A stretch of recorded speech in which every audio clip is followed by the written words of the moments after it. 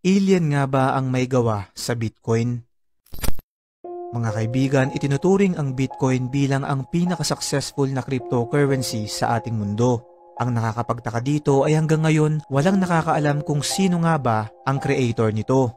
Kapag ito ay sinearch natin sa Google ay may lalabas na pangalang Satoshi Nakamoto. Ang larawan ng lalaking to ang magpapakita, ngunit ito ay si Dorian Nakamoto at ang pangalang Satoshi Nakamoto ay isa lamang pseudonym o alias sa tunay na may gawa ng Bitcoin. Marami na ang nag-claim na sila ang may gawa nito tulad nila Nick Szabo at Dave Clayman, pero hanggang ngayon ay hindi pa rin ito napapatunayan. Ayon sa ilang teorya, ay alien daw ang may gawa nito na pati ang International Business Times ay nag-post ng article patungkol dito na nagsasabing napakatalino at perpekto raw ng pagkakagawa sa Bitcoin na imposibleng maisip ng isang tao.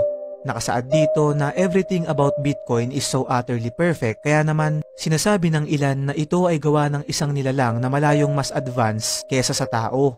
Inuulit ko mga kaibigan, ito ay isang teorya lamang at hanggang ngayon ay isa pa ring hiwaga ang bagay na to sa ating lahat.